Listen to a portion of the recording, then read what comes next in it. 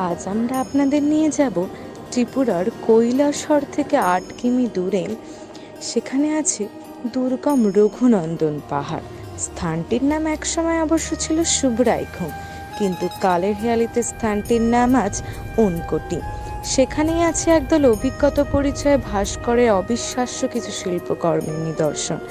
পাহাড় খুঁড়ে বের করা সেই সব বিশালাকায় অবয়বগুলিকে দেখে মনে হবে যেন আপনি বুঝি চলে এসেছেন প্রাচীন মায়া সভ্যতার কোনো মায়াবী নগরে।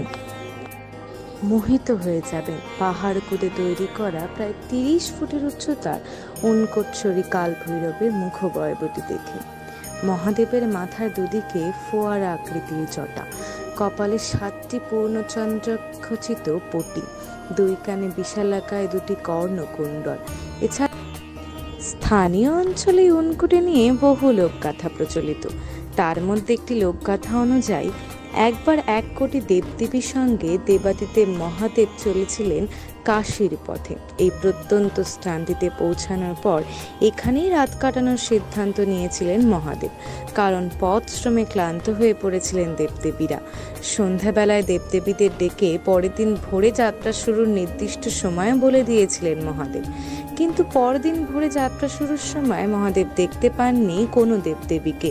পথশ্রমে প্রবল ক্লান্তিতে সবাই ছিলেন নিদ্রামগ্ন। রুষ্ট হয়েছিলেন মহাদেব।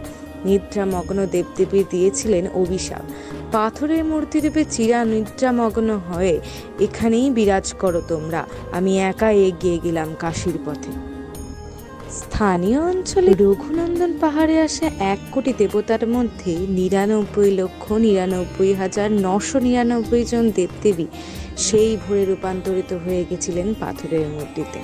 একমাত্র মহাদেব এগিয়ে গিয়েছিলেন কাশীর দিকে। সেই দিন থেকে জায়গাটির নাম হয়ে গেছিল ঊনকোটি। শব্দটির অর্থ ১ কোটির থেকে ১ কম। কালক্রমে রঘুনন্দন পাহাড় হয়ে গিয়েছিল হিন্দুদের পবিত্র শিবতীর্থ ঊনকোটি।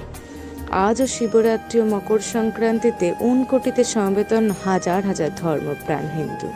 চৈত্র মাসের শুক্লপক্ষের অষ্টমীতে ঊনকোটিতে সাড়ম্বরে অনুষ্ঠিত হয় অশোকাষ্টমী মেলা।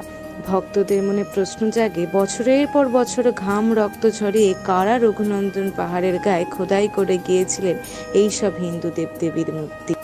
রঘুনন্দন পাহাড়ে আরেকটি লোকগাথা অনুযায়ী বহুকাল আগে অঞ্চলে বাস করতেন কালু নামে এক কুমোর। তিনি ছিলেন শিব ও পার্বতীর বড় ভক্ত। একসময় তার জীবনে এসেছিল বৈরাগ্য। সংসার ছেড়ে রঘুনন্দন পাহাড়ের এক গুহায় তিনি শুরু করেছিলেন শিবের আরাধনা। কেটে গিয়েছিল কয়েক যুগ। এক সন্ধ্যায় তপস্যায় মগ্ন ছিলেন কালু। সহসা কানে ভেসে এসেছিল পায়ের আওয়াজ। কালুকে বিস্মিত করে গুহায় প্রবেশ করেছিলেন শিব ও পার্বতী। দর্শন পেয়ে আরাধ্য দেবতার পায়ে লুটিয়ে পড়েছিলেন কালু। বলেছিলেন তার কোনো বরের প্রয়োজন নেই, কারণ ইহজগৎ থেকে তার মন উঠে গিয়েছে। তিনি তাই বাবা ভোলানাথের সঙ্গে কৈলাসে চলে যেতে চান। কিন্তু কালুর প্রার্থনা প্রত্যাখ্যান করেছিলেন মহেশ্বর। কালুকে বলেছিলেন কৈলাস মানুষের জন্য নয়, সে স্থান একান্তই দেবদেবীদের। তখন কালু দেবী পার্বতীর পায়ে লুটিয়ে পড়ে মিনতি করেছিলেন। কালুর হয়ে মহাদেবকে অনুরোধ করেছিলেন পার্বতী।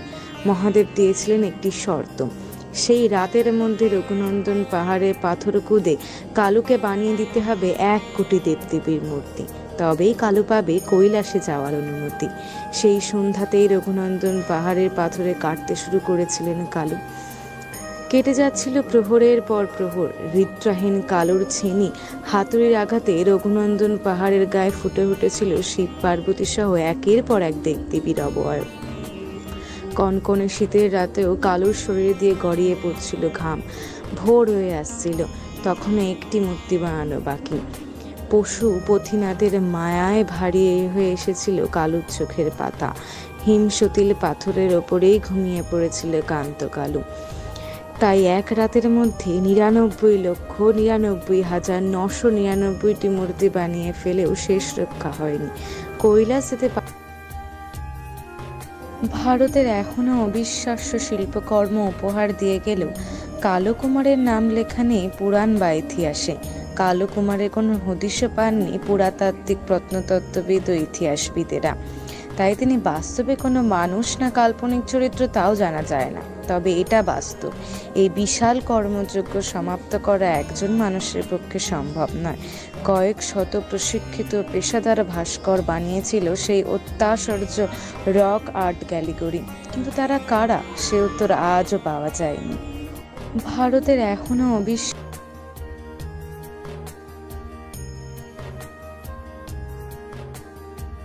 ঊনাকোটিতে প্রাপ্ত শিল্পকলা দুই প্রকারের, যথা পাথরে খোদাই করা মূর্তি এবং পাথরের ছবি। পাহাড়ের গায়ে খোদাই করা মূর্তিগুলির মধ্যে উল্লেখযোগ্য হল জটাধারী শিব এবং 30 ফুট উঁচু কালভৈরবের মূর্তি। কেন্দ্রীয় শিবের মাথার পোশাকের প্রতিটি পাশেই দুটো পূর্ণ আকারের মহিলা মূর্তি রয়েছে, একটি সিংহের ওপরে দাঁড়িয়ে থাকা দুর্গা এবং অন্য পাশে আরেকটি নারী মূর্তি। এছাড়াও নন্দীসারে 3টি বিশাল মূর্তি মাটিতে অর্ধেক পতিত অবস্থায় পাওয়া যায়। এছাড়া গণেশ, দুর্গা, বিষ্ণু, রাম, রাবণ, হনুমান এবং শিবের বাহন নন্দীর মূর্তি। ঊনাকোটির একটি প্রধান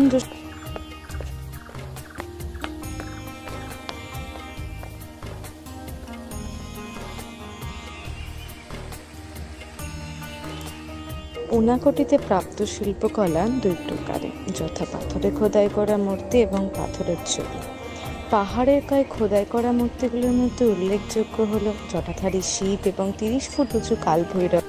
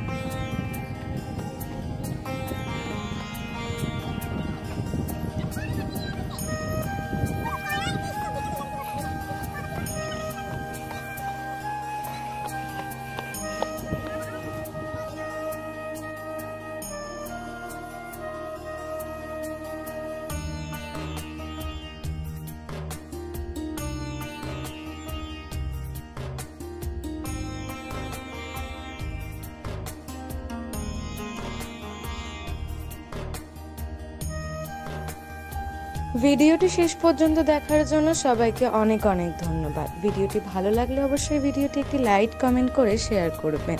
এরকম মজাদার অজানা তথ্য, ঐতিহাসিক স্থান সম্বন্ধে জানতে অবশ্যই আমাদের পেজটি লাইক, ফলো করে পাশে থাকবেন। ধন্যবাদ।